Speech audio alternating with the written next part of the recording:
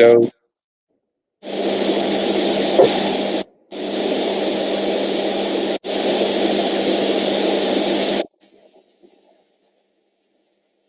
Yeah. Hello. Tu orang.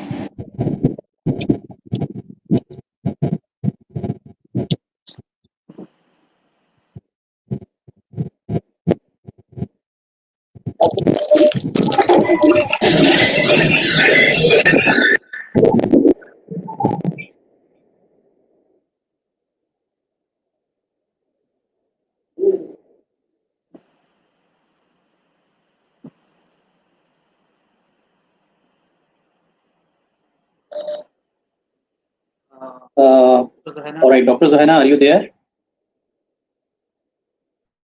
Okay, Haroon, I'm here. Okay, Dr. Amir. All right. So we are going to start now. Bismillah ar-Rahman ar-Rahim. Assalamu alaikum and good afternoon to all of you. Today we have a very, please keep the microphones mute. Whosoever join, please keep your microphone off unless until you want to speak anything in between. So first of all, I would like to welcome all of you to IEEE Power and Energy Society 2020 Day webinar series. So this is our third webinar, a part of the series organized by IEEE Malaysia Power and Energy Society Malaysia Chapter. So I would like to welcome all of you to take this opportunity with a global audience, as today's webinar is not only for Malaysians. We have participants from the whole region 10, and some of them are even outside of region 10. I would like to welcome all of you. I'm Dr. Haroon. I'm the country representative of Power and Energy Society Day 2020. So today we will have two talks. Basically, the first is the main talk, which is post-COVID-19 potential impact to the power sector. The speaker will be Dr. Amir Hisham Hashim. He is the CEO of UiTM Solar Powers in Diren Bahar. Before we proceed to our main talk of today, I would like to hand over to Dr. Zuhaina Zakaria, who will just give you a little bit brief introduction about PES and what we are doing in PES in Malaysia and all over. Just a little bit about Dr. Zuhaina Zakaria. Dr. Zuhaina Zakaria has been the past chair. She has been the past chair of PES Malaysia. She had been the chair of Women in Engineering as well as IEEE Malaysia section, and currently she is holding number of positions in IEEE at global level.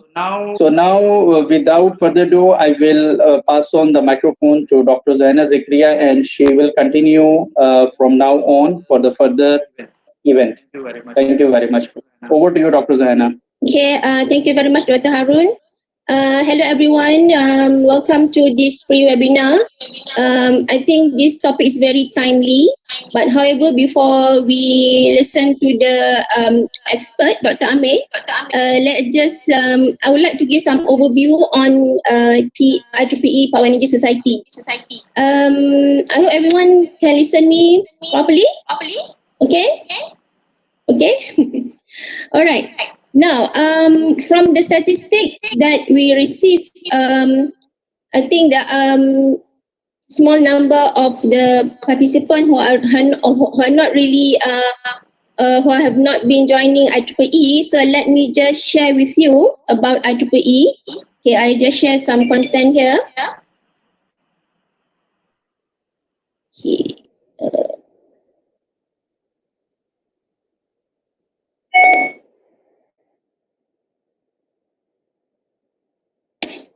All right. As you know that this event is organized by IEEE Power Energy Society. So just let me take a few minutes to give some introduction on IEEE PES. Now, first of all, let's look at IEEE. Okay, I'm sure that many of you have known that IEEE is one of the largest professional society. And we have about 420,000 members in 160 countries. beside proportional members, we also have student members, about 123,000. And one of our major activities are conferences, annual conferences. And most of you maybe have come across our technical documents, journals, proceedings, standards, and also some of our engagement with the public. So beside IEEE, there are also technical societies. So let me.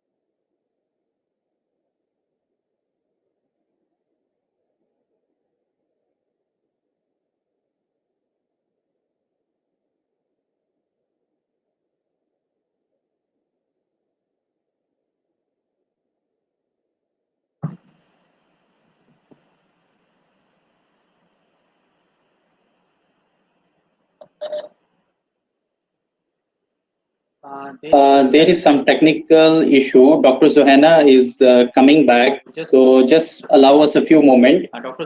Zohana will be back in a while. There are some technical issues coming. Just please be with us.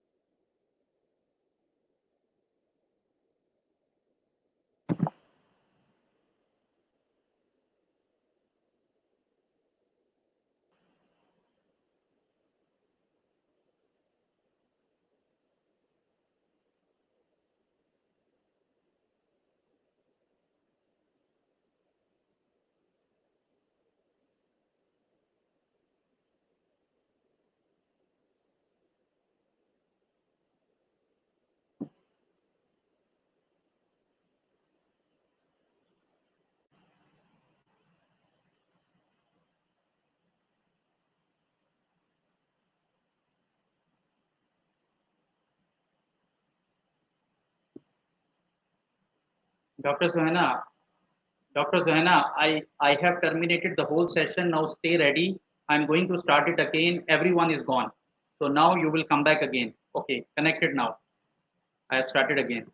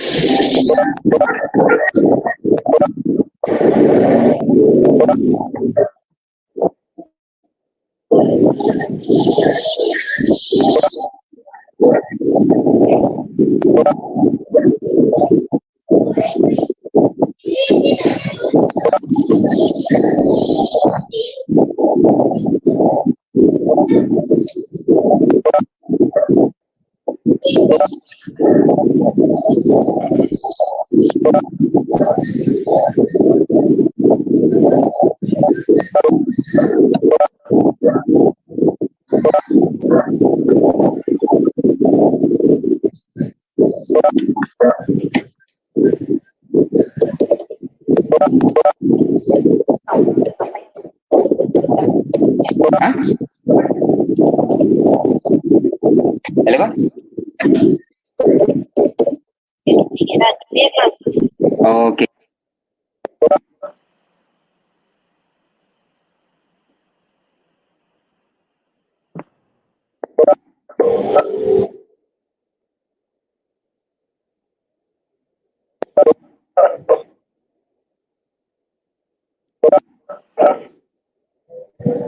Okay, I'm sorry. I think I was disconnected.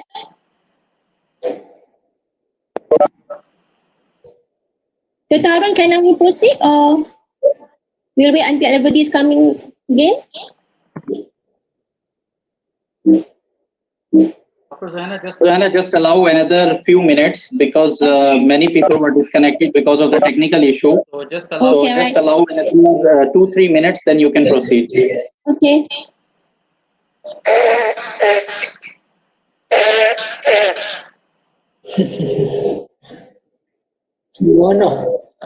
Please everyone make sure your mic is mute.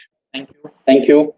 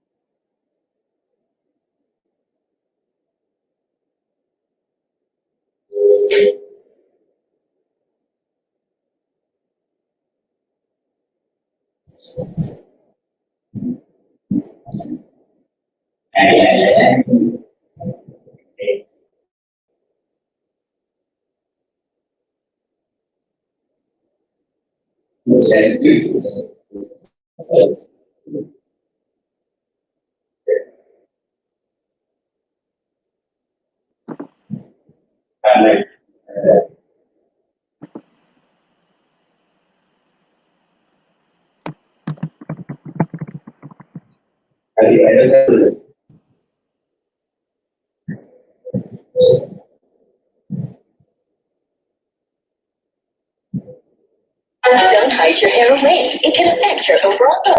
50 Takumi anti-hair loss treatment tested with 50 precious herbal ingredients. 8 key benefits.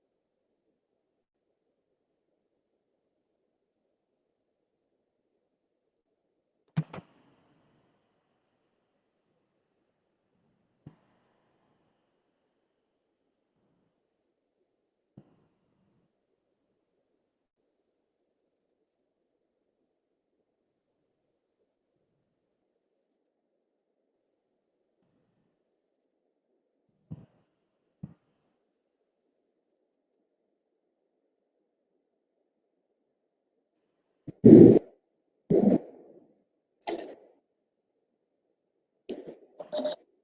Suhana, I think you can proceed now.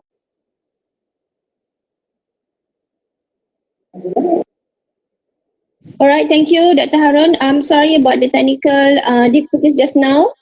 I was One moment, sorry. Right. Just for interruption, I have just pasted a link of YouTube Live. If anyone having trouble to get connected through WebEx, they can click on the link and can watch live through YouTube.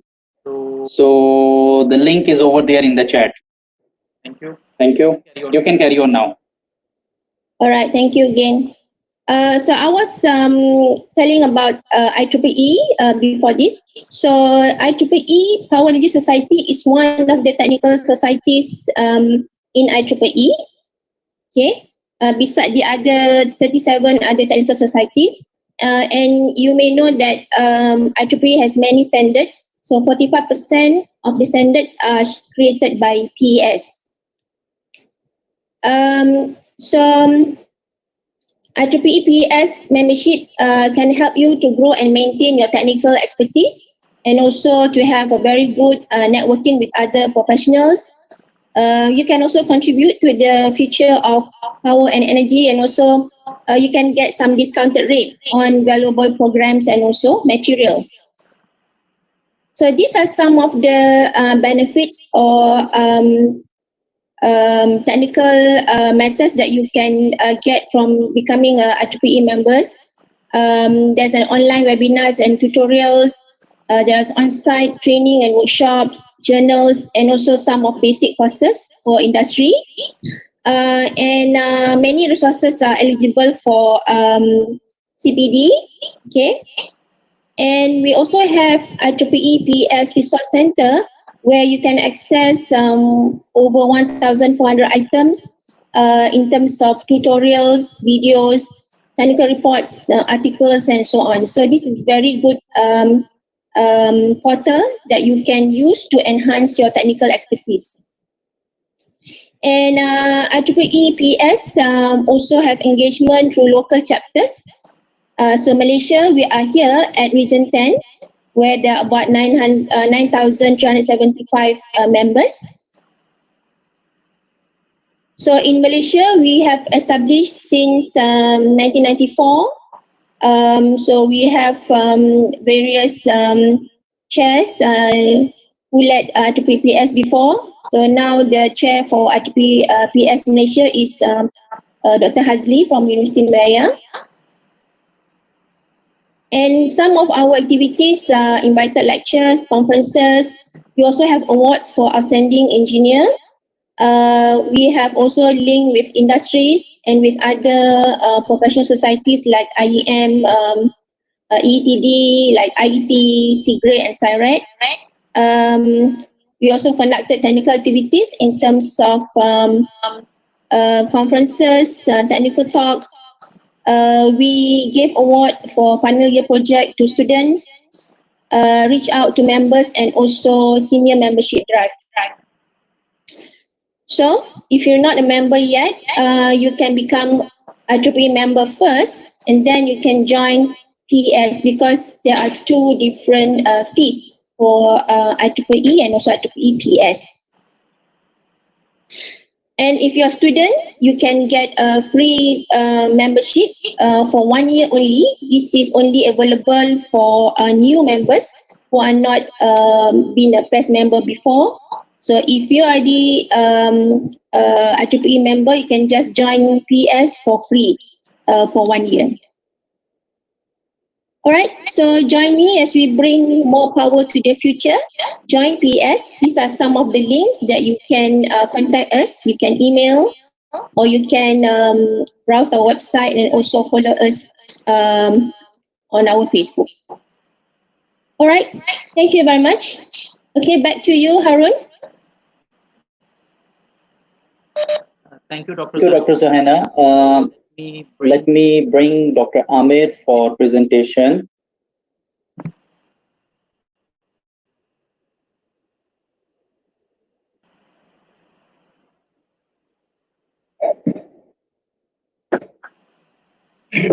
Dr. Zana, you can proceed further. Dr. Amir is able to share his slides now. You can proceed by introducing him. Okay.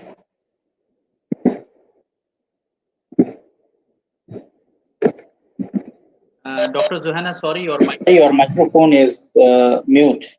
Yeah, all right, okay. Okay, Dr. Amir, on behalf of IEEE PES Malaysia, I would like to thank you for accepting our invitation. It's an honor to have you here. And the topic is very timely. Thank you also for your input. So we have received about 233 participants. Those who registered, but we only can accept 100. So with that, I think I pass the mic to you. Thank you. Thank you, Professor Suhaina. My name is Amir. I'm very honored to be invited by IEEE to give a talk. Just for everyone's information, when I was a postgraduate student, I was an IEEE member, but that was a while ago. And it was very useful because I could download lots and lots of papers for my research from IEEE Explore. So if you're a research student, I don't think you can afford not to be an IEEE member. So that's the first thing I'd like to mention about IEEE. It's really helped me, and I think if I had continued to be an IEEE member, I think I would have reap the benefits of the membership in terms of the networking and all the highlights that Professor Zuhaina mentioned just now. So I think without further ado, really, I've been invited to talk today on... No, not anymore. Are you going to give me a free membership? We will talk about it. I should be a member. Okay. Yeah, I think you got me there. I'll be a member again soon. So welcome everyone. Today we have I think an interesting title for us to discuss. What I will bring today, I think, are more questions than answers in terms of what's happening around us. We are seeing a very volatile and uncertain period in our lives. We believe that, at least I believe that this is something that could be a game changer in how we will lead our lives in the next few years. So that's the reason why we have this title, Post-COVID-19, Potential Impact to the Power Sector. Given that most of us are engineers here, and most of us here are somewhat involved in the power sector. So I think without further ado, I'll just go on to my first slide. Just to introduce what we do in UiTM Energy and Facilities. We are a UiTM owned company.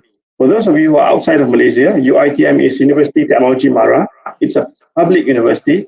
It's the third largest university in the world with about 170,000 students. We have about 36 campuses. Not all of them are teaching campuses. Some of them are training institutes, leadership centers. Professor Zuhaina is a director of the Leadership Institute in Sepang, which is not very far from Kuala Lumpur, for those of you who are not in Malaysia.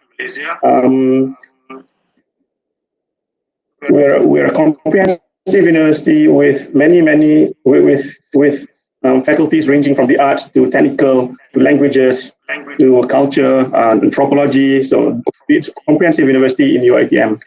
Now, given that we are a very big university, the budget for UiTM is also very big. We are getting approximately 1.7 billion ringgit a year to run our operations. That includes all the grants on seeding, but not on the other grants for research. We also like to highlight that prior to 2016, we were getting 2.3 billion from the government. So you can see the budget for universities have been reduced, not just UiTM, other public universities in Malaysia as well. So what we're seeing today is that we need to optimize our costs. We also need to find new ways of revenue generation for our university.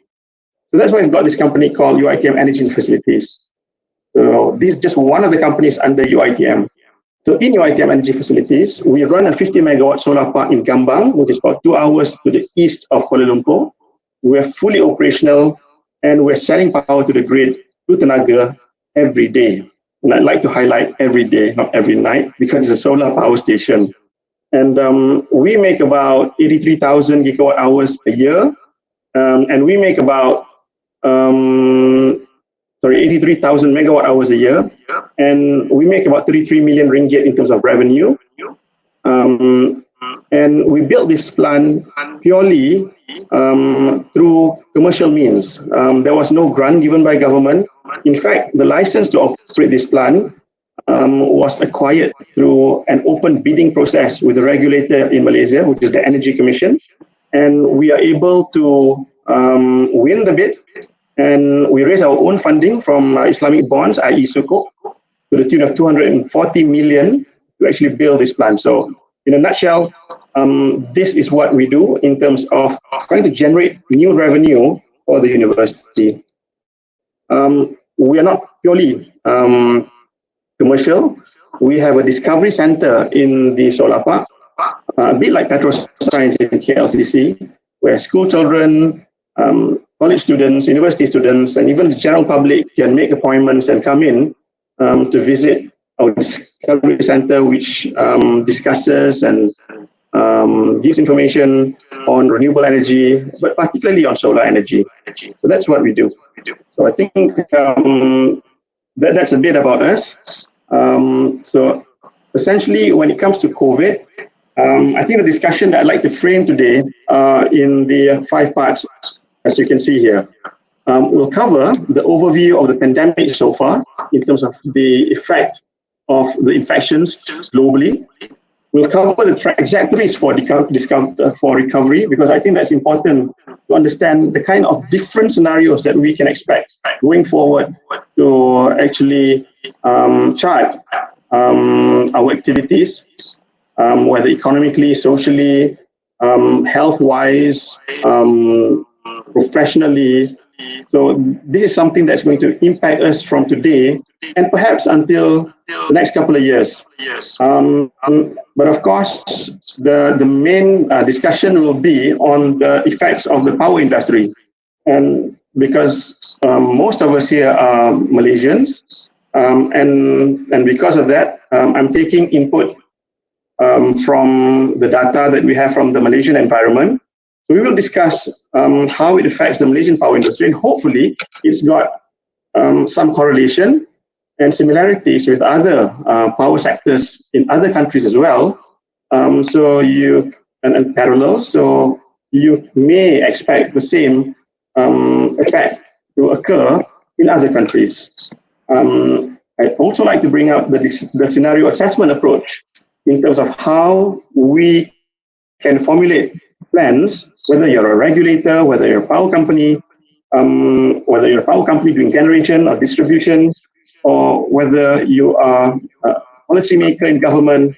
So these are the things that we can, these are the entities that may like to consider the scenario assessment approach when it comes to charting our future post-COVID to actually meet our objectives in our respective organizations. So ladies and gentlemen, please stop me at any time. I think we have plenty of time here since nearly everybody's locked down, so I've got nowhere to go.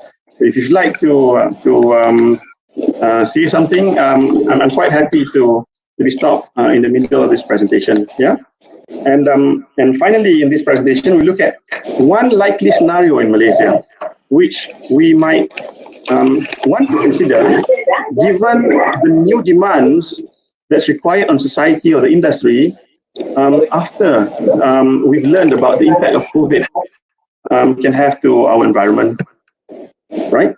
So my next slide here is pretty straightforward. This was data that I got from Google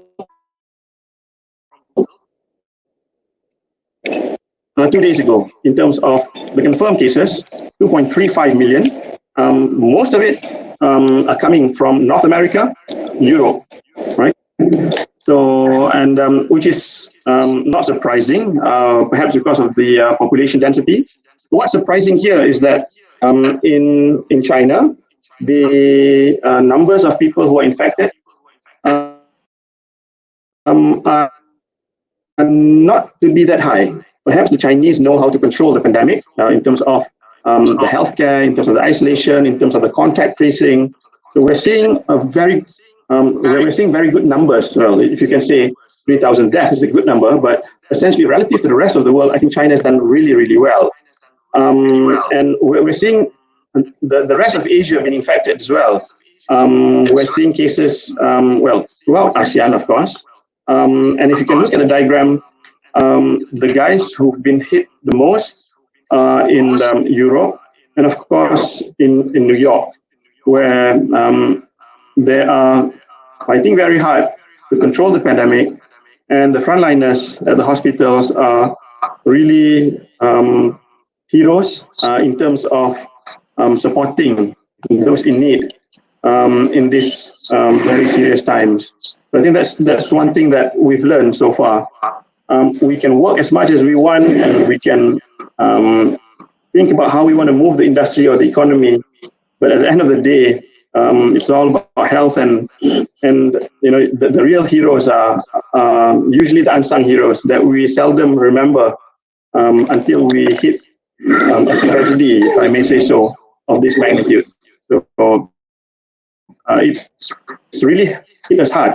Because it has hit us hard, it is, I think, very timely for everybody, regardless of what sector you're in, to actually think about what we want to do as we move forward in our society.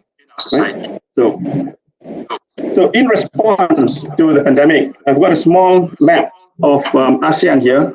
Most of, well, all of ASEAN and a bit of the other ASEAN and Australasia countries here.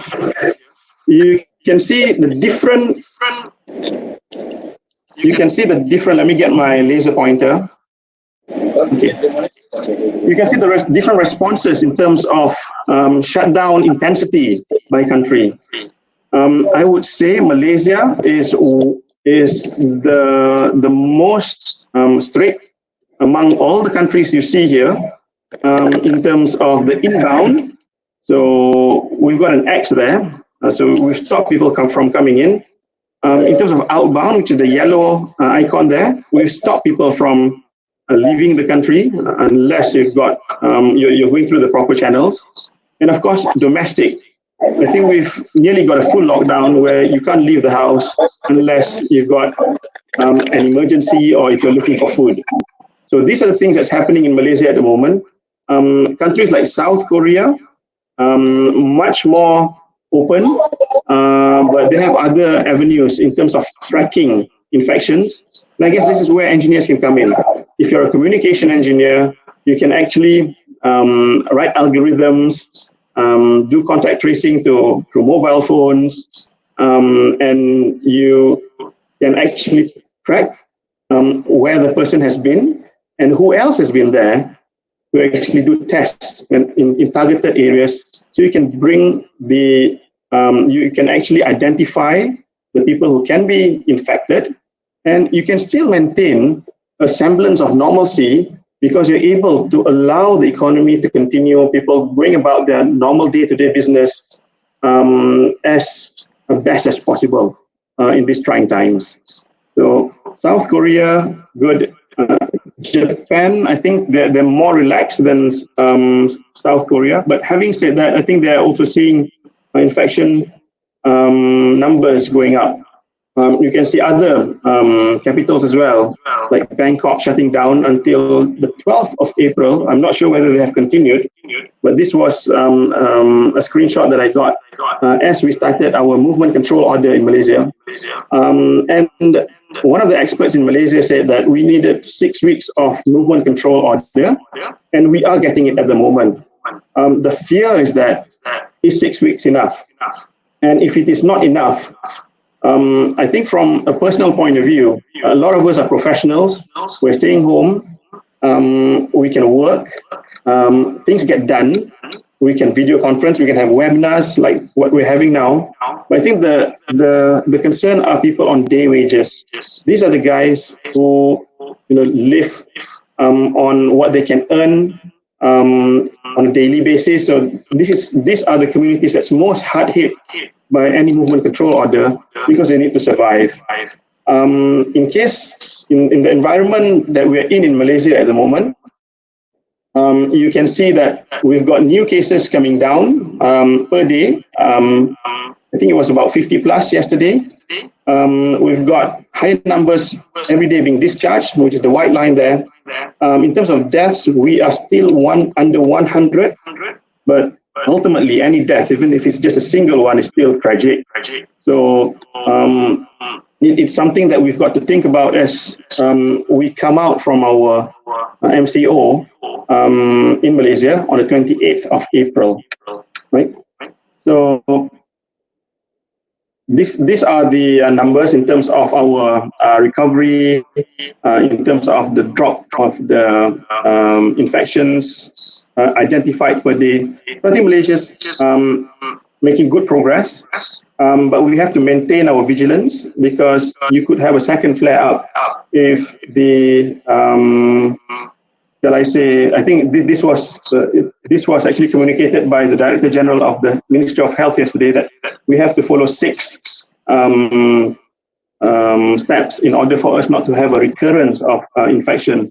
And then one of those 6 is social distancing, movement control at a higher level in terms of how people fly in and out of the country, etc. Right.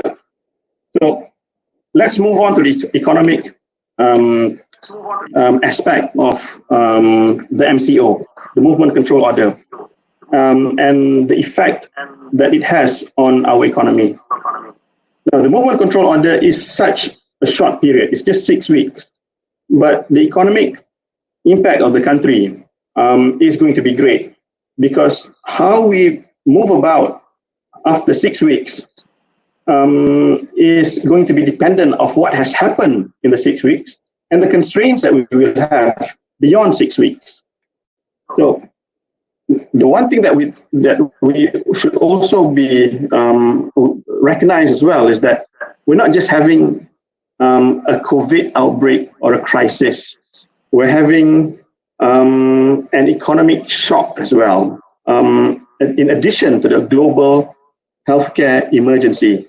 So what we're seeing here is that 2 things are happening. It's a true black swan event, because when it comes to the global healthcare emergency, you've got the COVID.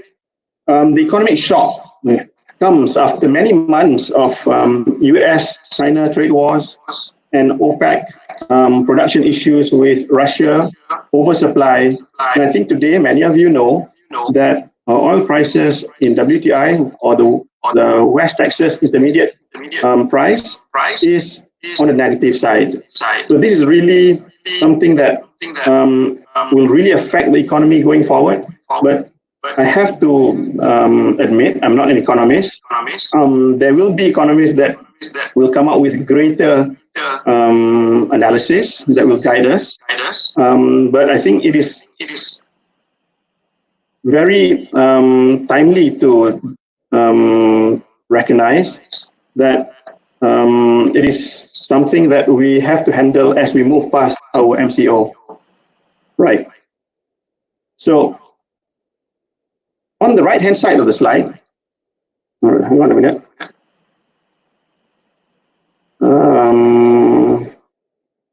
Okay, on the right-hand side of the slide are the areas that indicate countries in terms of how they will be forecasted to fare until the end of this year.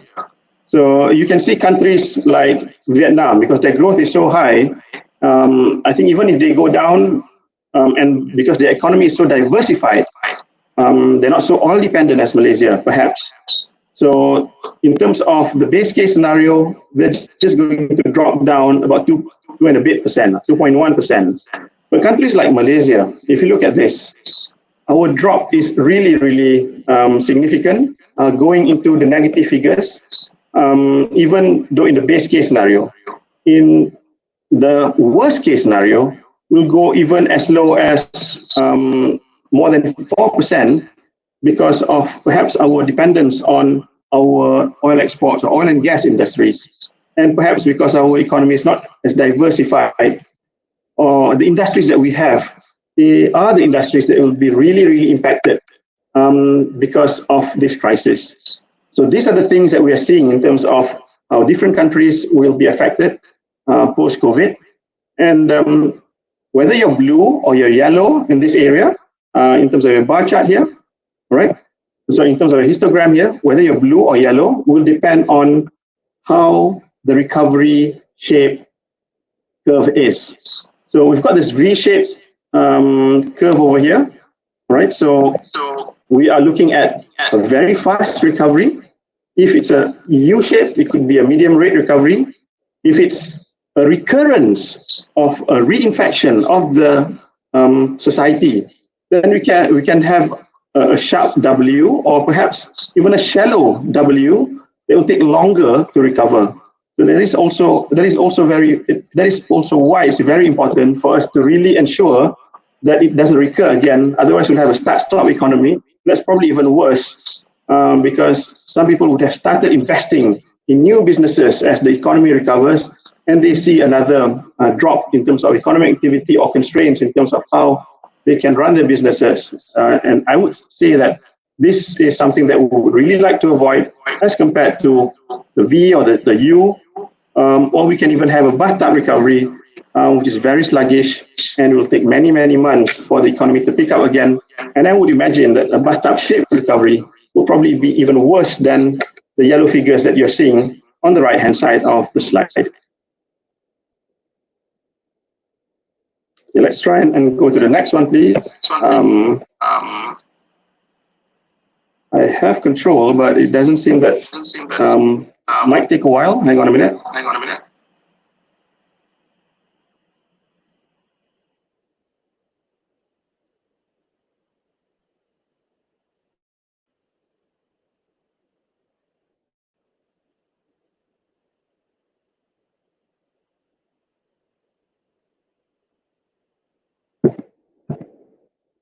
I tried to get the slide down, but perhaps because of this notation, the slide doesn't seem to be moving. Hang on a minute, yeah? Let me sort this out.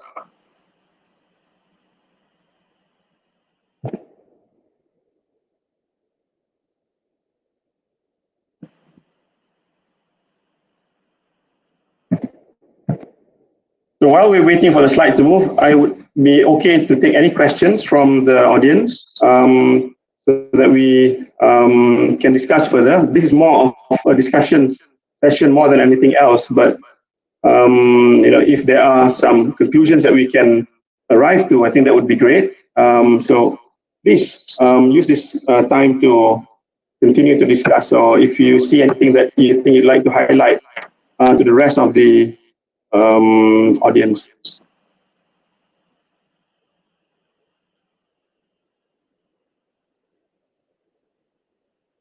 Anybody has any questions? Okay. Okay. Okay. Right. So we've moved on to the next slide here. As I mentioned just now, some countries tend to fare better than others. As you can see just now, Vietnam seems to fare better than Malaysia, for example. Now, perhaps countries like that are not that infected because their economic activities are different from us. So if you look at the Moody's analysis for the different kinds of industries that can be affected, we can see that the high exposure ones are apparel, automotive. I think Thailand has a lot of this. The Japanese economy is very strong in the automotive sector. Consumer durables, gaming. I think you can see places like Macau. I think in Malaysia, we've got Genting Highlands. Singapore, the Sands, you've got casinos there. You'll probably see a marked reduction in terms of the revenue to run the casinos, for example. And perhaps because of that, the next targets for people who are gaming will probably go online, which is what we're doing now, because we can do a proper physical webinar, a seminar, we have a webinar. So I guess this is where we're going. And it's starting to, the signs are starting to come out from different industries in terms of how things will evolve in the future. Lodging, leisure and tourism, airlines, of course, retail, and shipping. Now, these are the high exposure industries. We've got the moderate exposure industries like beverages, chemicals, manufacturing in general, metals and mining, oil and gas. Now, countries in the Middle East, oil and gas, they will be affected as well because of this. Now, if you're a country that is more on the services industry, in terms of financing, you may not have a lot of manufacturing capability in your country. But if you think about the Swiss banks, right, or the financiers or the lenders in Europe, they do not, they might not have, in certain countries like Switzerland, they might not have a lot of manufacturing, but they need to put their money somewhere in order for the money to grow. Now, if the other if the businesses that they have invested in the red sectors or the moderate exposure sectors as well. Now, you've got no big factories in Switzerland, but ultimately your investments are going to be affected as well. So it is a global crisis, and depending on how you have diversified your risks during investment and how the country has structured its industries for manufacturing or oil and gas, it will affect everybody to a certain extent. The difference is only the severity of it. So from a business point of view, from our point of view as a developer of solar panels or solar power plants, for example, we see supply disruption from in-country suppliers and international vendors. We can see guys who are not able to supply perhaps mounting structures or cables or PV panels or inverters to ensure that we are on time when it comes to the schedule of our solar power plant development. Companies will see lower demands on products and services. You can see limited new or delay in execution of large projects because developers or companies that want to develop a huge housing estate or a new mall or a new factory would rather take their time, be cautious, take the view of look and see before they actually start investing in something big. Because you can have a bathtub-shaped curve, you can have a W-shaped curve. It's not necessary to get a V-shaped curve. So these are the things that people are waiting, observing, analyzing before they make a decision. So we've got number 4, we've got a drop in share prices of companies. Now, if you're a big investor, for example, and in Malaysia, you've got the Employee Provident Fund. Every one of us puts in money into the EPF every month. They've got they've got easily 3 billion, I think it was 30 billion of funds to put somewhere.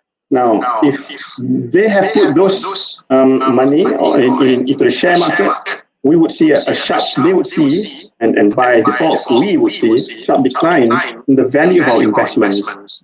And this has brought out another aspect when it comes to the COVID scenario. If I am a very strategic investor, this is probably the time that I would want to buy companies in perhaps, because we're electrical engineers, most of us at least, in energy storage. I would want to acquire companies which has platforms on energy trading, companies which which are involved in perhaps analytics to predict how power markets or even other markets would behave.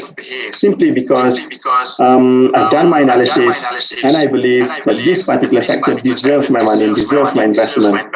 So although we're seeing a lot of bad things happening here, right, and a lot of bad things happening in number 4, which is drop share prices in companies, you could also see some very savvy investors trying to position themselves in where they can have a marked advantage as things start to recover in the future ahead of the other competitors. And okay, number 5, the business effects, increasing B2B and B2C businesses, because we're seeing people are not being able to deal directly in the retail market. So B2B in the online space, for example, B2C in the online space, for example. So number 5 is actually increase B2B and B2C in the online space. Number 6, the reduced mobility, i.e. people cannot easily move from one point to another, will encourage telecommuting, conference calls, video calls, just like what we're having at the moment. Now, because of these business effects, we've got potential outcomes. We've got winding down of high exposure industries, the red ones over here. We've got increased activity in M&A, the temporary drop of market cap of certain companies. We've been reading a lot, I think, in terms of how companies can position themselves.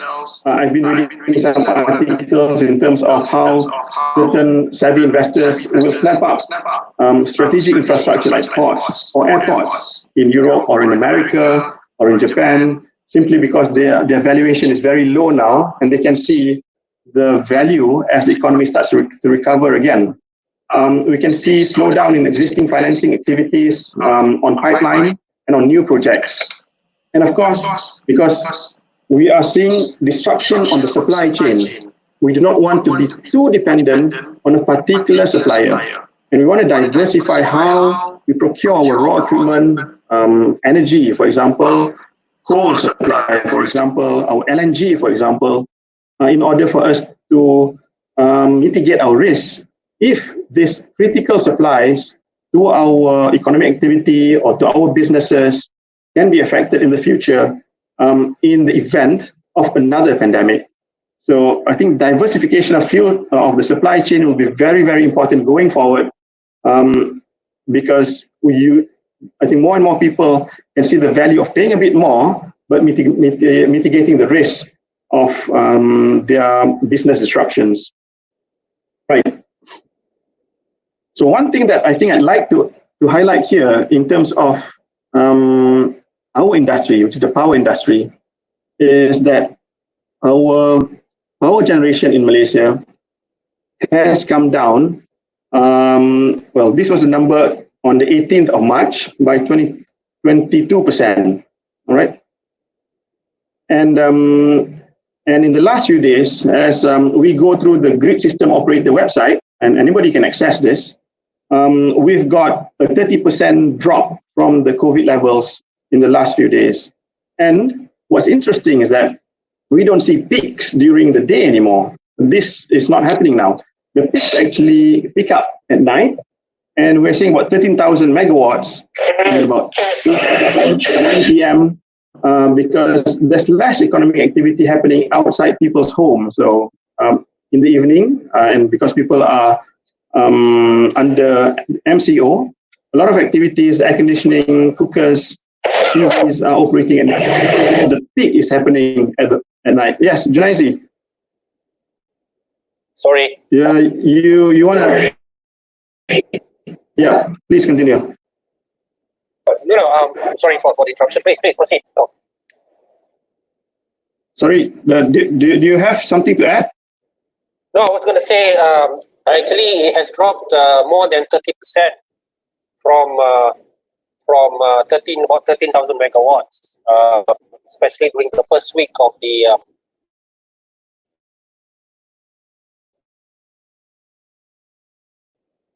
MC.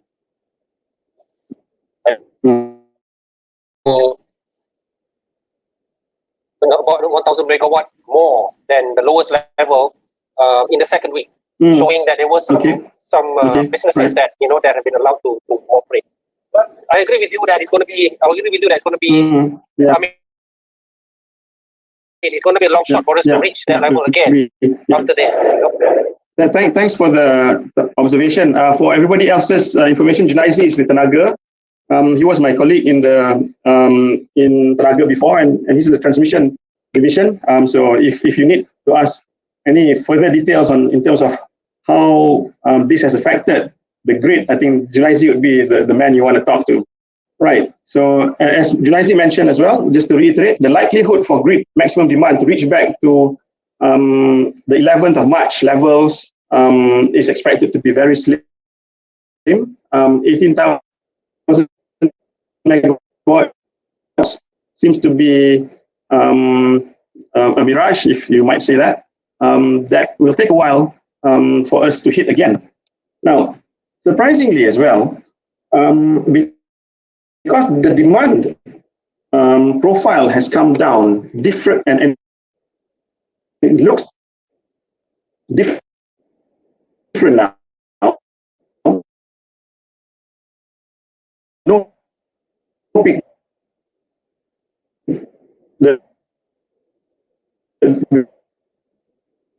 We've got a small peak during the day, but a bigger peak in night. We can see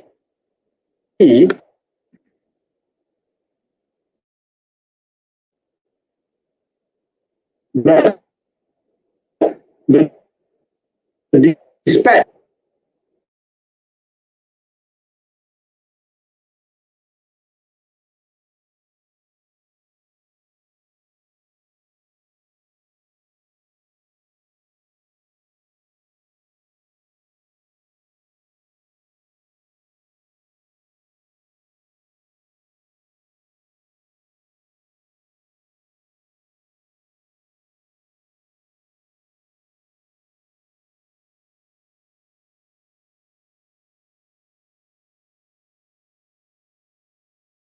bits, which is the combined cycle gas turbines doing load following, and we're able to meet the demand without having to have other generators coming in as well. So in this particular case, pre-MCO, 17,611 megawatts on the 9th of January. During MCO, 13,583 megawatts on the 19th of April, which is just one day after the MCO. And you can see the difference of how it makes the power, the fuel proportion is in those two periods. Sorry, Doc.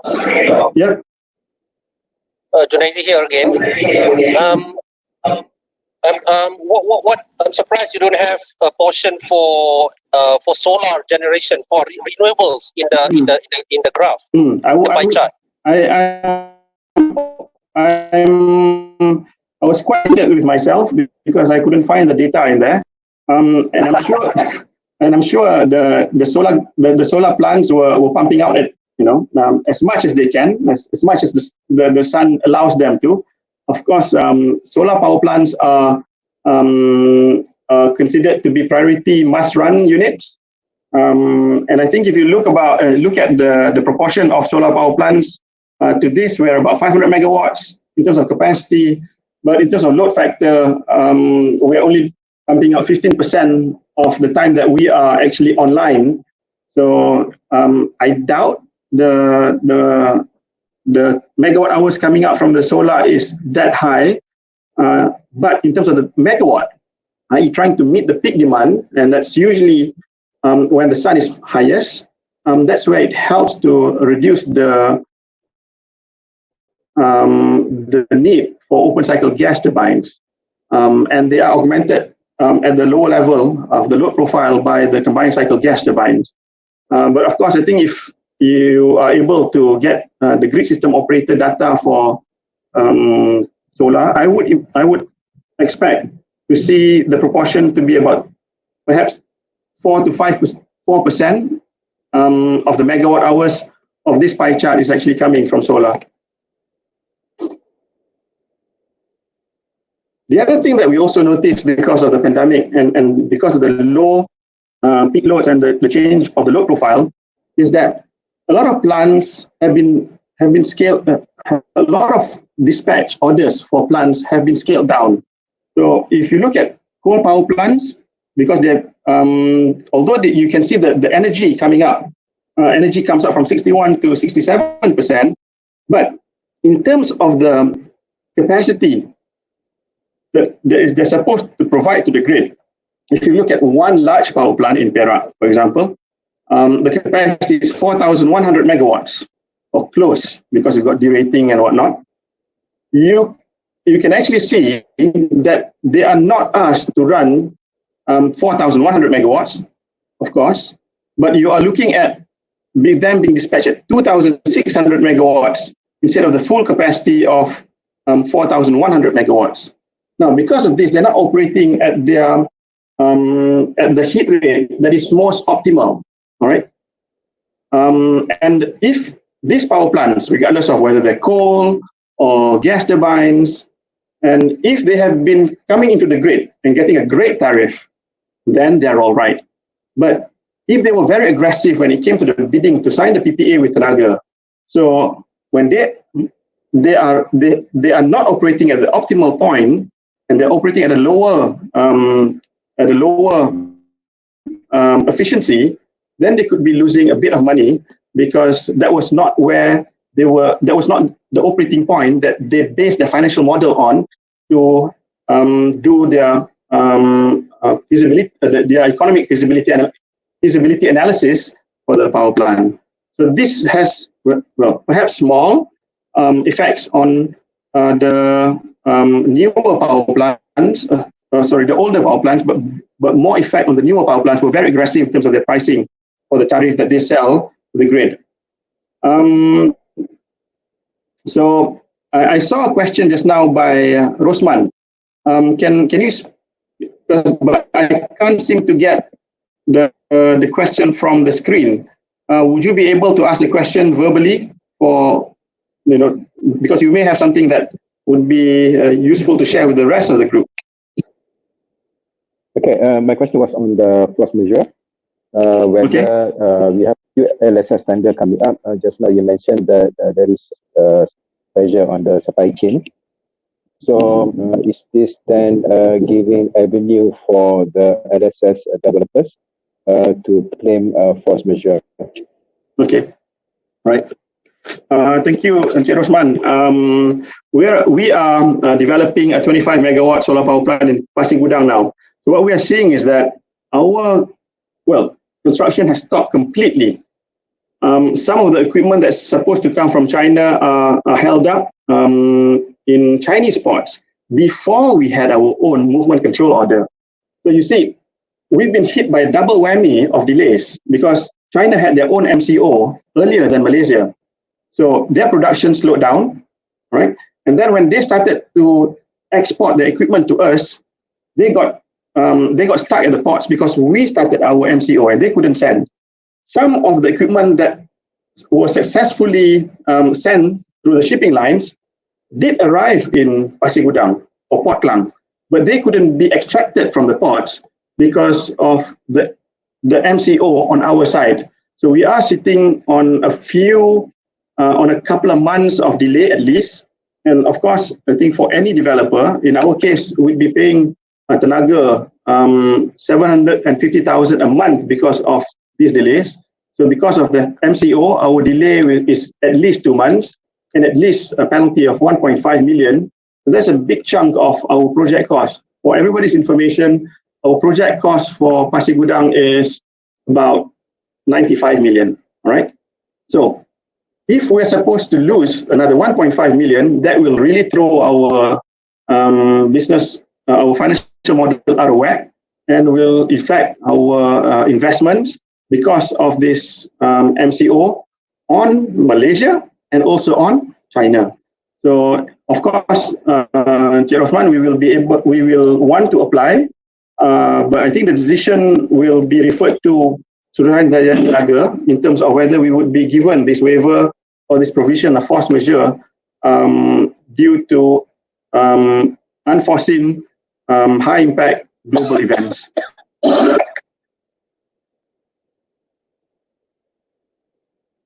Right, so I'll move on to the next slide, please.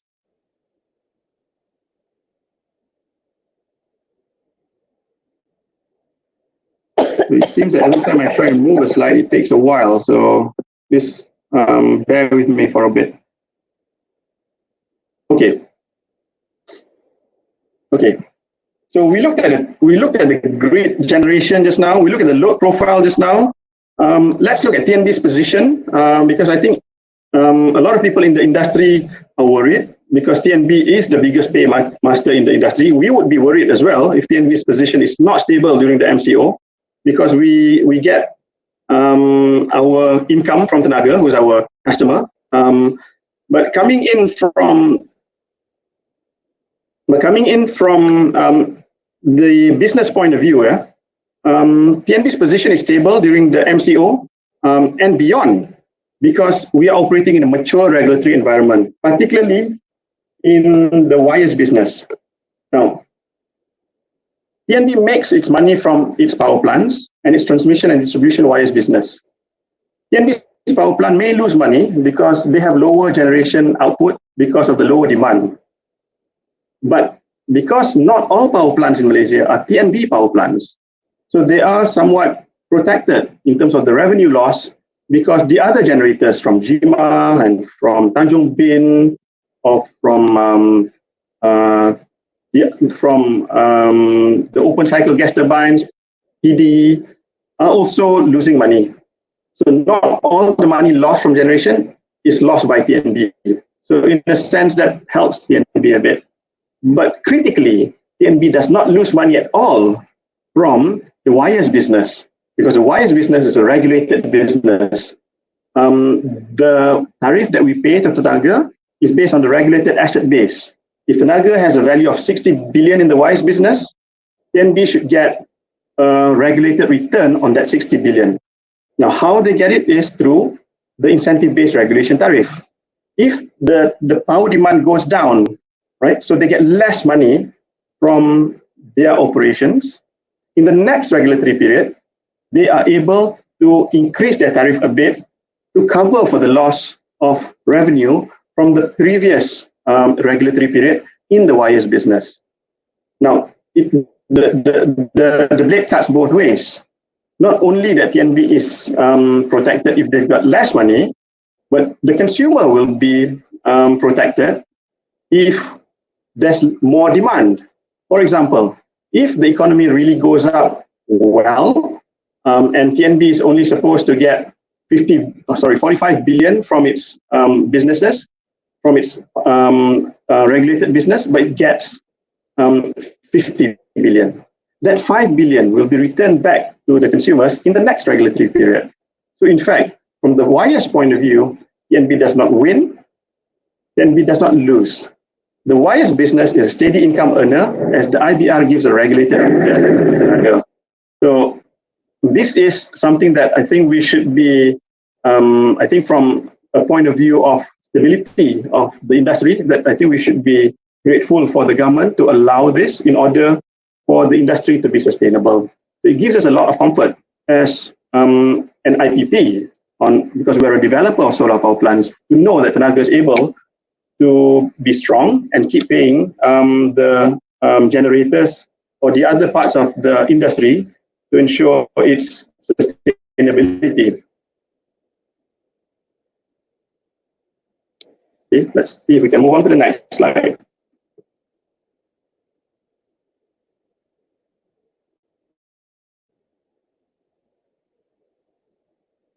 Okay, now I'm sure a lot of us here would also like to know, right, that's the regulated business, the stable part. What happens to the new part of the industry, the renewable energy industry? Different coming in from different parts of the world, and within this very short period of time, since MCO in China and MCO in Malaysia and now MCO everywhere else. Positive news coming from Japan for us in the ASEAN region. Perhaps the positive news in Japan times may not be very positive for the China economy. So in the Japan times, it has indicated that because of the COVID scenario, because of the issues on supply chain and maybe other socio-political reasons, the Japanese are moving their industries out from Japan into the ASEAN regions. Power demand could increase in ASEAN, particularly in places like Thailand and Vietnam, because of the more open economy of these countries. So although we're seeing a drop in terms of the demand of power because of the COVID situation, countries which are able to be open, to be more liberal in terms of foreign direct investment, investor friendly, able to communicate well with big manufacturers, will be able to attract these industries to come over. These are the countries that will be able to ride the storm better than the rest of the ASEAN countries. So I think many people here have different opinions of whether Malaysia are one of those attractive countries for investment to start up new operations if the Japanese companies move out from China to come to the ASEAN. But I think it remains to be seen as how well our government can deliver on mitigating the impact of the lower economic output because of this COVID situation.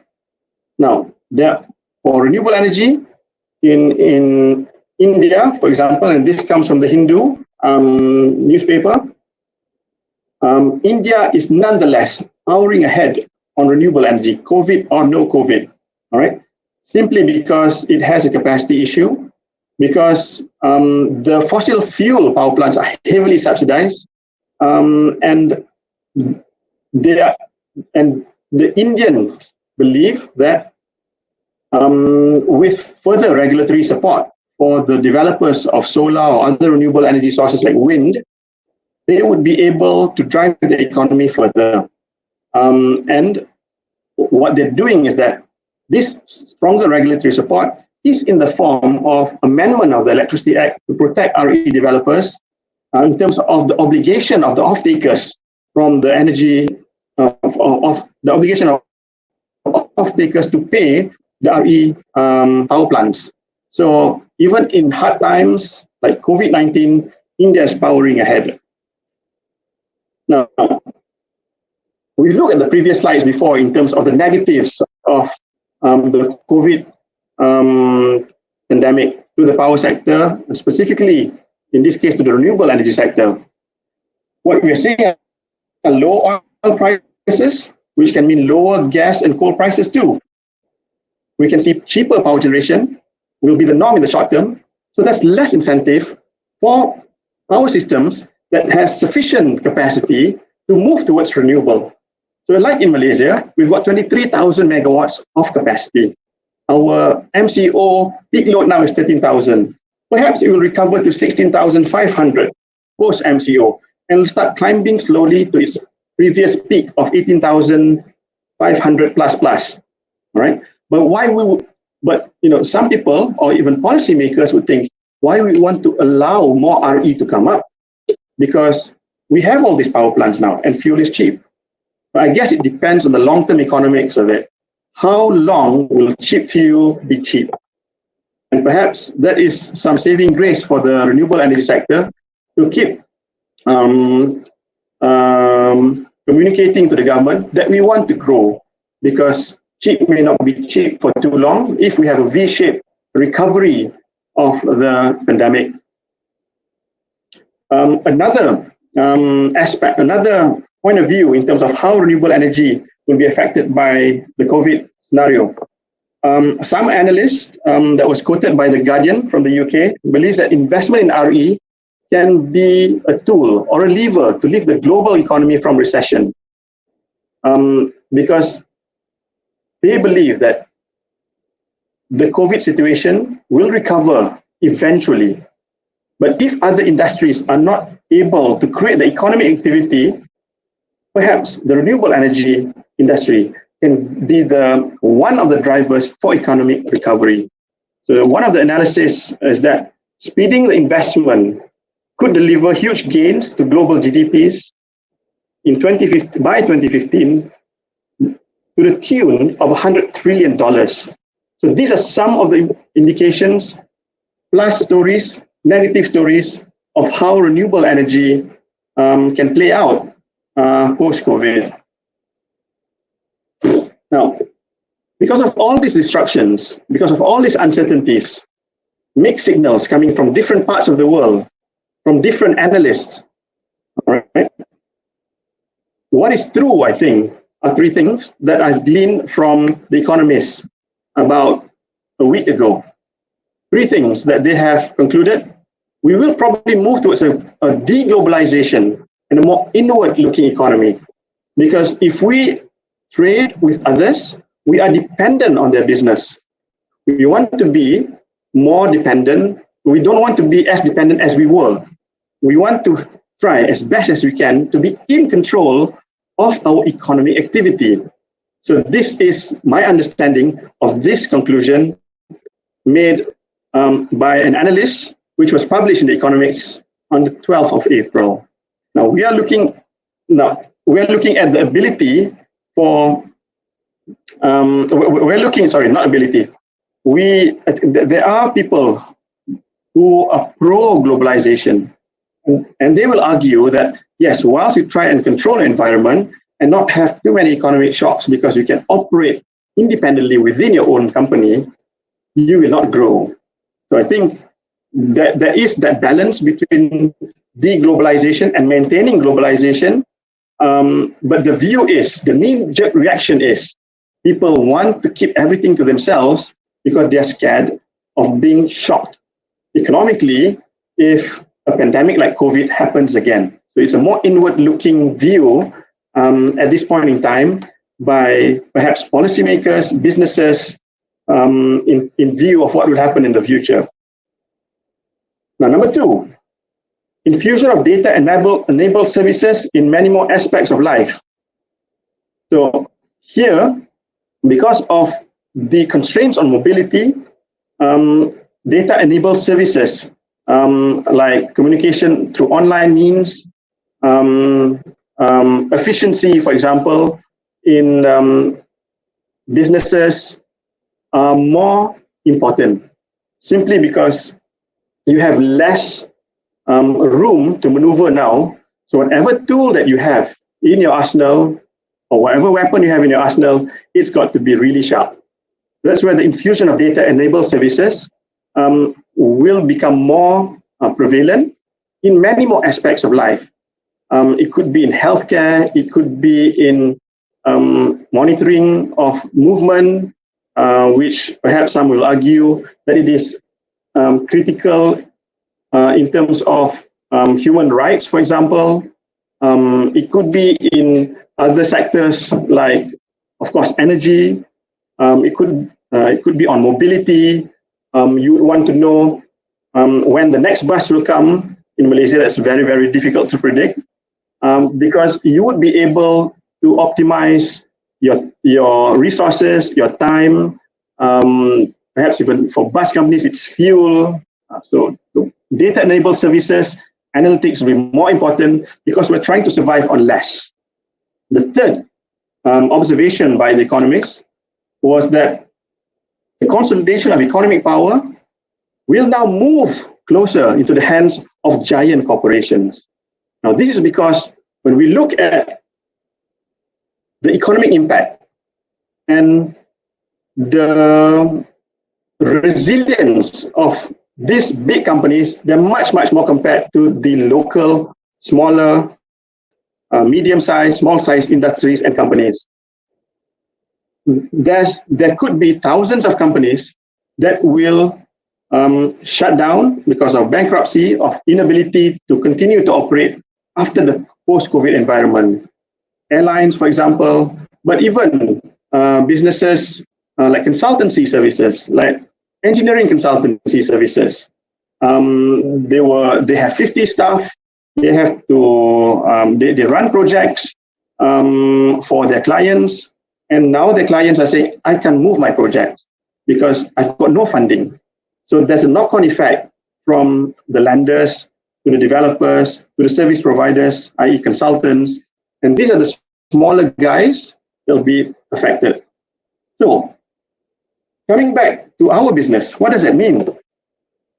If we think about small solar power companies, which are heavily extended in terms of their investment, for example, putting solar panels on rooftops. And now, those roofs, whilst generating power, the owner of those roofs are not able to pay them because the factory at which the solar panels sit on is no longer operating.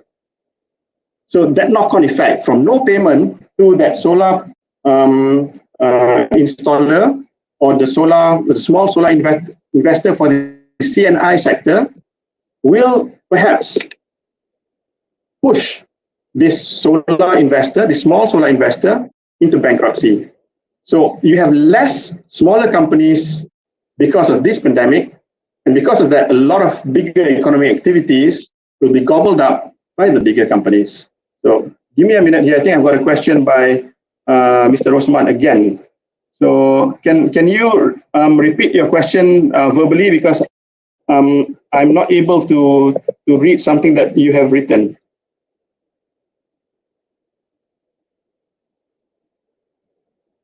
I have a poor connection here, so you have to bear with me. So the question is, when you give up stimulus package to for energy, you have a choice whether you give it to the traditional fossil fuel or do you give it to the renewable energy. So noting that if you give it immediately to the fossil fuel, you can immediately fuel the economic growth, because traditionally like coal, gas, and oil, for example, an immediate increase in the consumption will immediately increase the energy output, thereby immediately drive the economic recovery. Whereas if you put money into the stimulus package towards the green economy or the renewable energy, you will not get it immediately. You will get it in probably a few years' time. So this is more mid-term and long-term approach. So if you have cash now, and the government needs to get stimulus package, do you channel it to the traditional fuel or do you channel it to the renewable energy? Okay. I think before you decide to channel to which sector, whether it's green energy or to thermal energy, I think we got to take a step back and say that why do we need to channel this? Is it because of demand growth? So I think the question is, we're not going to see very much demand growth, right?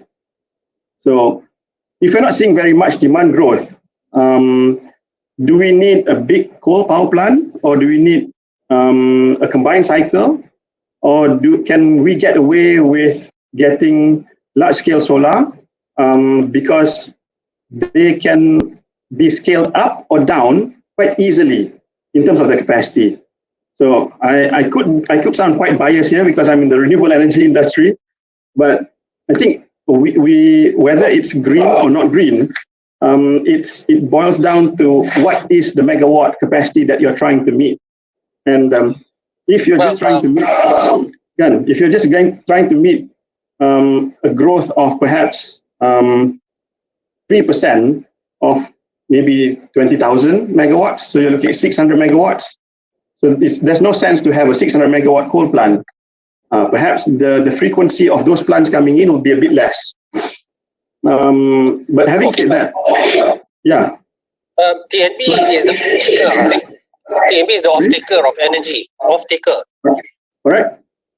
So if TNB can honor the PPA, then why would generators require any help, any financial help? Okay, right. So that's why I say that the decision whether you want to move for more thermal or more green is a decision based on the demand, and that demand is based on your economic growth, right? Well, so that economic growth, as we can see, as we can expect after COVID, is going to be minimal. So it's not a question of whether we put money here or money here and it will grow or not. I think from a generation plant-up point of view, you want to put money where it is most economical. You want to get more bang for your buck. So if you're building, if you're just meeting a small demand, you don't need a huge 1,500 combined cycle gas turbine plant, right? So, sorry? Hello? Hello? Okay. So my view is that the first question that we need to ask ourselves is, what is the megawatt capacity that we need to meet before we decide to go whether we want to go into green or thermal power plants? I think thermal power plants are great because they take advantage of the really low fossil fuel at the moment. They're mega projects because one power plant can have a value of 5 billion ringgit. Now, then that activity can happen for the next 3 years of construction, for example. But from a different point of view, from a social aspect, the people who will be employed in those power plants are very specialized people. If you go into renewables, anybody with a reasonable amount of engineering capability can go into the industry. It is more socialist, if you can say that. But you're right in the sense that these are small projects that you will not see big growth and a big bang into the market as opposed to building a very big coal power plant, right?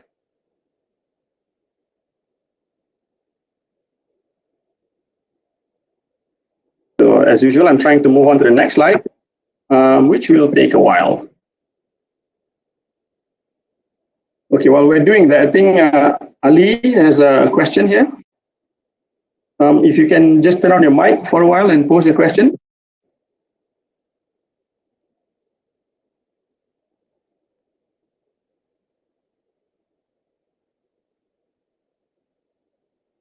No? All right, okay. So, okay, that's fine. Right, so the question is, what happens after the MCO? And what I have in front of you here is somewhat of a flowchart in terms of a decision analysis flowchart in order for us to be able to look at different scenarios, right? So essentially, the industry on the right-hand side, right? We've got the generation sector, T&D, wires, retail. We've got the EPC contractors. We've got the manufacturers, OEM side. We've got consultants. We've got the lenders as well. So the industry, right, takes their input from ultimately what the government policy is and what the regulatory environment will give them, and how the greater economic ecosystem will behave and what drivers they will give in terms of the demand, right, of the economy. So every time we make a decision, it's got to be anchored on the demand, unless you can create demand. But in this case, it's a bit single dimensional. We're all looking at demand in terms of how we can and how the supply can support the demand. So we can also have a different discussion later how the supply can create demand, but we can perhaps leave that on another day. So here we are looking at questions like, what is the recovery going to look like? Is it an S, is it a V curve? Is it a W curve? Is it a bathtub curve? How is the energy demand going to be met? And this was the question posed just now by Rosman. Do we need to invest more in thermal power plants, or do we need to invest in more renewables? And and what is the most cost-efficient way of investing to meet that power demand? Whether it's going to be, you're using a pickaxe or a jackhammer to try and open a small box, which is going to smash the box, or do we really need a big jackhammer, like a big power plant, to meet demand, because actually demand is rising? So those are the questions that has to be answered first before we look at all the other bits that follow it.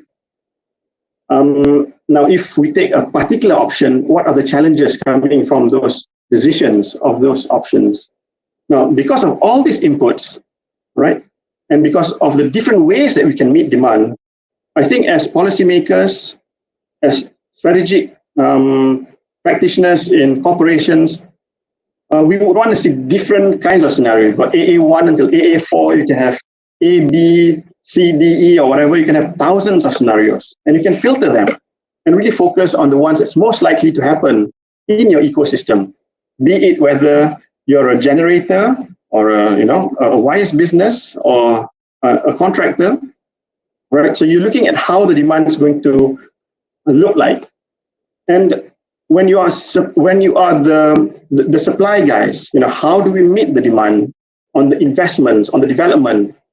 Are you going to see the right policies for you to invest? I mean, for example, for power plants, Are we allowing international bidders to come in and own power plants in Malaysia? There are good things about it, and there are bad things about it. So we have to follow, and we have to see what the regulatory and the policy environment looks like before we decide what we want to do with investing in a new power plant. Are the lenders now more risk averse in terms of lending money to you? And we still see 5% sukuk in next year, or are we seeing sukuk even at 8% next year, which is the same as term loan this year, because they're more risk averse, and it costs us more money to build a new power plant. What kind of project should be invested in? Perhaps the solution is not in building new power plants. Perhaps the solution will be on investing in the grid, to be more flexible, to have more demand-side management, virtual power plants, perhaps a more proactive market where consumers become prosumers. So those are the new projects that can be invested in. And it all depends on the government policy and the regulatory environment. That's on the development side, on the investment side. When we go lower, on the operation side, because of the COVID scenario, how do we ensure that our team can be protected from the COVID or any other environment, biological or otherwise? Perhaps we need more protocols on health and safety. Perhaps because of a shutdown that may happen because of a recurrence of an infection, we want to have redundancy in our operations in terms of our field team, our spare parts, our remote operation capability. You can operate a power plant by staying at home, for example. Well, I think a solar power plant, you can do that, but not on a thermal power plant. We can look at tools and technology needed for all these new things to happen. But one of the biggest things that kind of got to me was fuel security, because a lot of our fuel, well, all of our fuel for our coal power plants comes from overseas. Now, we have a reserve of perhaps 30 days in the coal yard of every coal power plant in this country, be it TNB owned or other IPP owned. At the moment, the mines are operating very well in Australia, in Indonesia, in South Africa. If we have a pandemic like COVID, and these coal mines are not able to supply, or even if they're able to supply, the shipping lines are not able to continue to operate because they have reduced volume and they go bankrupt. And there are no shippers to bring this coal from far-flung places from power plants in Malaysia. What's going to happen next? Perhaps because of that, you'd be looking at how to diversify your coal supply.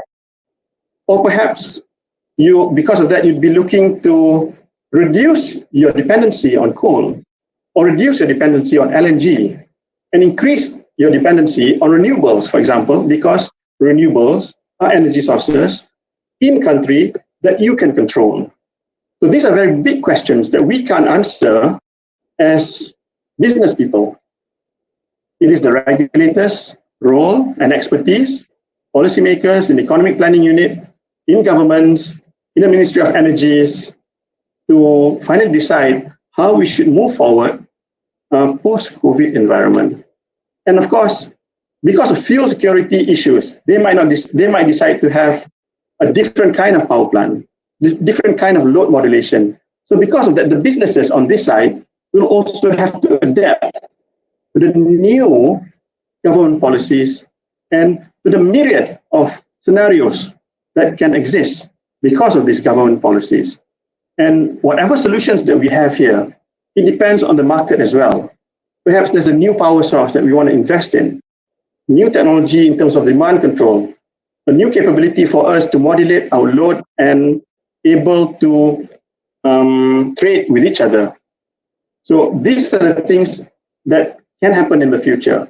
And as we go further into the future, I think things will become clearer because there'll be less uncertainty on COVID or the economic growth, activity, and the risk involved as well.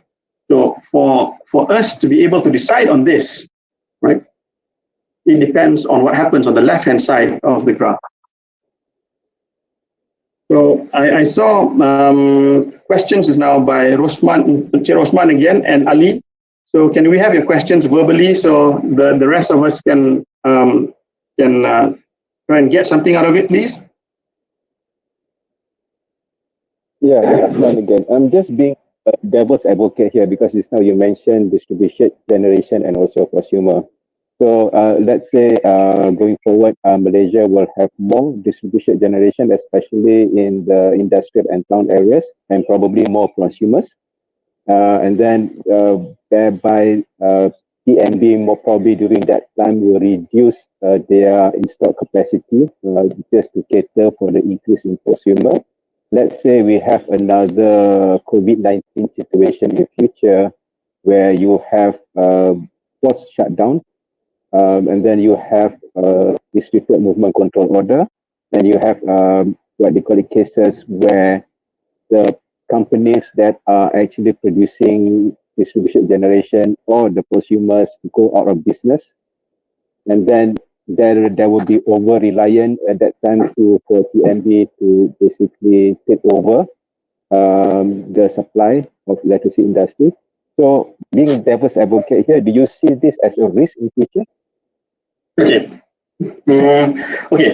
Perhaps with technologies, we can move further towards more distributed generation. If the economics is there, with better technologies, these guys can be prosumers. One thing that can happen is that if they are more independent, they may survive without TNB for 80% of the time. So at least because they've made that investment for their small area, for their campus, for example, they can self-generate. So if TNB does not come in with the big electricity generated from the big power plants, in a sense, they're able to continue limited operation because they have their own power generation. That's number one. Number two is that who will supply this capability of distributed generation? They're still not cheap. I mean, if you look at energy storage, if you look at gas engines, and if you look at solar farms, they're still not cheap. And I doubt a campus owned by UiTM can raise its own money to build this infrastructure for them because they want to be less dependent on the grid. So smaller companies are not able to do that because they don't have the money, right? So going back to this slide, number 3, consolidation of economic power into the hands of giant corporations will happen, perhaps, because it is the companies like Tenaga and YTL and Malakoff, for example, will be the same guys that will be building smart grids for the campuses. So from a business point of view, you are diversifying your risk. Whether you have big electricity coming in, you're okay. Whether you've got COVID coming in, your customer can still operate, and because you're big, you are the only few guys in the country that can have this kind of businesses. So in a sense, all right, there's no conflict there from the point of view of business growth for the big electricity providers. Because I think the winners after COVID are those guys.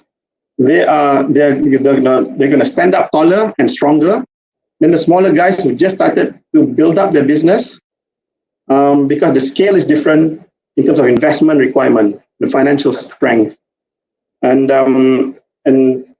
so I hope that answers your question. Yes, we will probably have more of these smaller microgrids or smart grids, but they are going to be the businesses of the big electricity guys.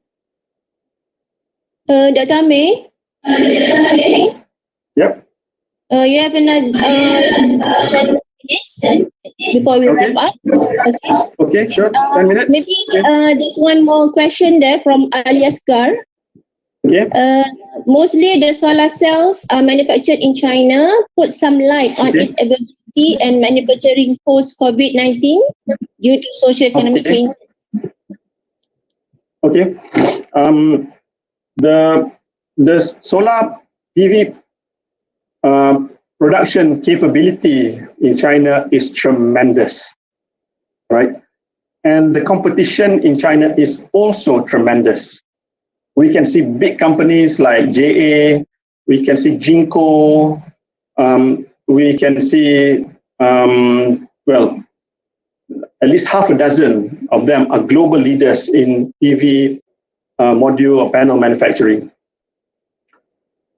But we can also see small companies like ET Solar, which was one of our, which was our contractor to build our power plant in Gambang. And they were supposed to use their own panels to install in our power plant.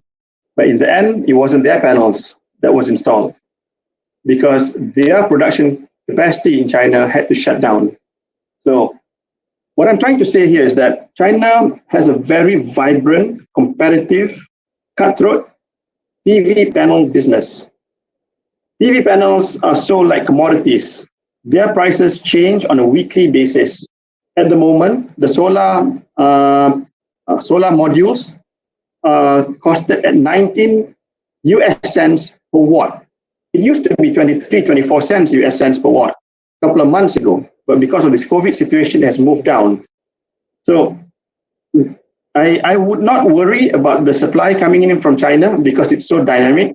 If a manufacturer does come down, it will be quickly replaced by another player, simply because their own domestic market is big enough to sustain the business.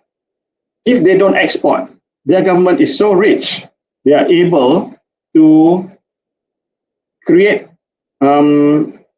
businesses in the forms of more quota for solar farm construction, for example.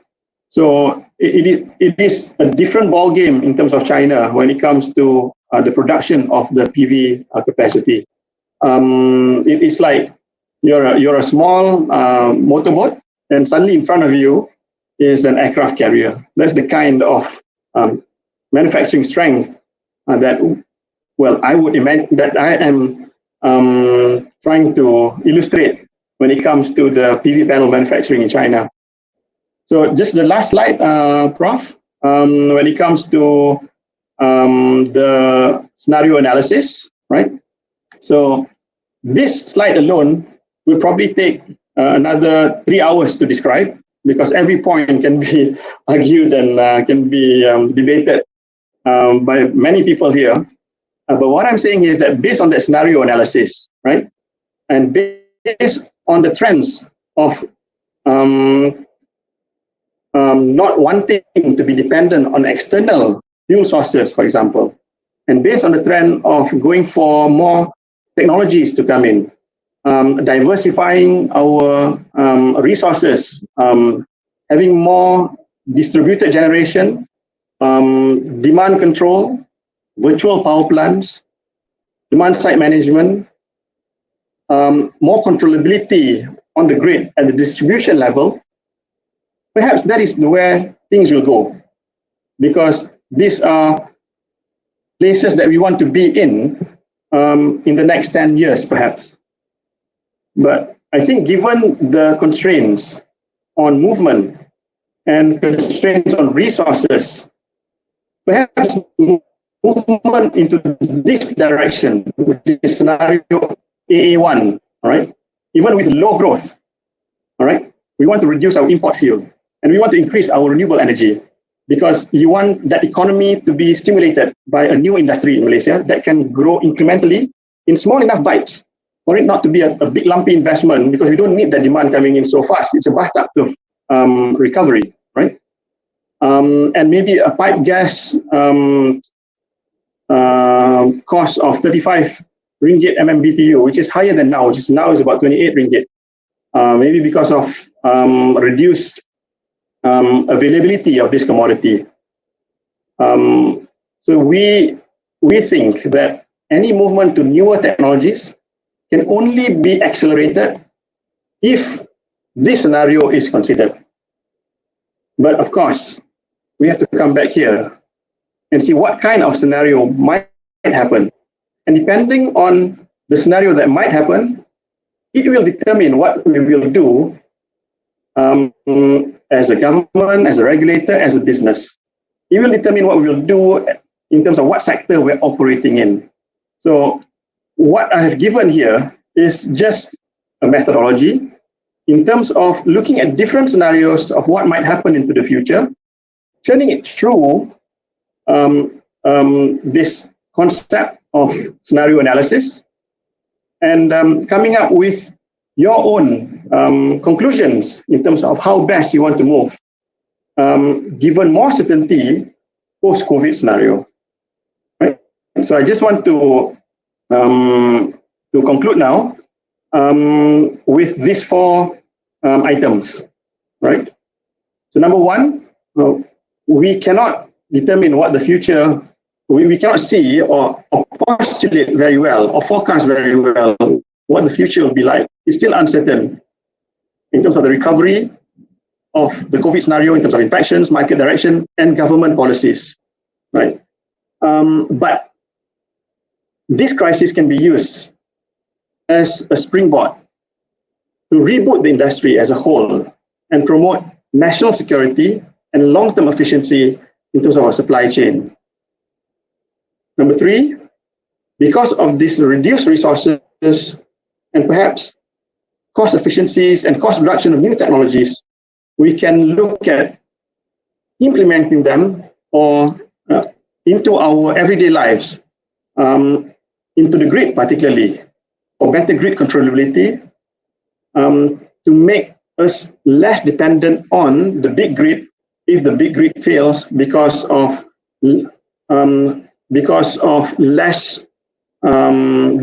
its inability to generate power in the apocalyptic event of reduction of fuel supply. So you want to be more dependent on you want to be less dependent on them and be able to control your own destiny with your own investment with more cost-effective technologies. And because of these more cost-effective technologies, because things are moving down to this level, it opens up many business opportunities for companies to identify, invest, and grow in these new business areas. And I think the biggest winners out of this are the big companies, because they have the financial muscle to go into these new areas. They have the companies like Tenaga and Malakoff, they're like the Titanic, right? They start very slowly, right? And if you look at how the marketing has been done by solar companies looking for CNI customers, they're very fast moving. They're very agile, these small companies. But once Tenaga comes in, right, for example, and they start to engage, for example, state governments, boom, suddenly they have 50 megawatts of roof to start to build on. And they are unstoppable. The momentum is there because of the financial strength of companies like Tenaga. So these are the challenges for people to think about, and the opportunities are there, or whatever company or organization that you're in now, it's time for us to relook at how we can move forward. It all depends on government policies. If you're proactive, you might want to engage government to shape those policies in order for you to move whatever business, whether you're a big business or a small business, whether you're in the power business or the food business, for example. This is the time to actually make those proposals if it is for the betterment of society. And I think with that, I'd like to conclude. So thank you very much, everybody. If there is an opportunity for Q&A, I would be happy to answer questions based on the moderator's consent. So thank you very much. Thank you, Dr. Amir. I think presentation, and I think maybe I can open up one final question from the participants. Are there any burning question you'd like to ask Dr. Amir?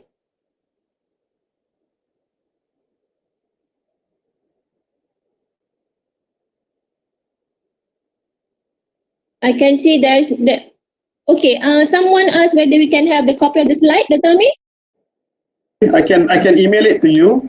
Yes. I need to clean up certain things, and I can email it to the organizer for distribution later, yeah? All right. Okay, we will email to all the participants. So with that, I think we can conclude. I think based on the presentation, there are many questions that we need to analyze carefully There's so many uncertainties, but however, there is some positive outcome also from this COVID-19. And perhaps for power sector, it will be a new normal also, as the rest of rest of us. Okay, so thank you everyone. Thank you for participating, and thank you for sitting through from 4 o'clock until 6 p.m. That was a 2 hours talk, which is very good. And perhaps Tami, we can have another session. We can, if MCO extended, maybe we can have another free session, maybe a different topic, extended version. Sure. Okay, right. Definitely. I would like to have a bit more time to discuss my second last slide. Because I think that can open up a lot of, it's a can of worms basically. Once you start to discuss that, then people will come in from the grid side, will come in from the renewable energy side, and I think there'll be a lively debate if we can have that discussion. Okay, sure, we can arrange. Just let me know the title then and the time. Okay, thank you everyone, and for those who are not the members of IEEE, okay, please browse our website or Facebook, and can also contact me if you have any question. Okay, thank you. So with that, Assalamualaikum, and have a good day. Yes. Just one thing, Prof. If I can just say, if there are questions from the audience, you can get in touch with me on LinkedIn. Okay, my LinkedIn name is Amir Hisham Hashim. You can search for me, and I can take questions on as they come over there. Right, that's all. Sure. Okay. Thank you. Right. Okay. Bye. Thank you. Thank you, IEEE. Thank you, Prof. Thank you, Haroon. Okay, bye-bye. Haroon, you want to say something? Very much. Yeah, thank you very much to Dr. Amir, Dr. Zohanna for moderating the event, and we hope to have Dr. Amir again, because many participants were not able to join this time.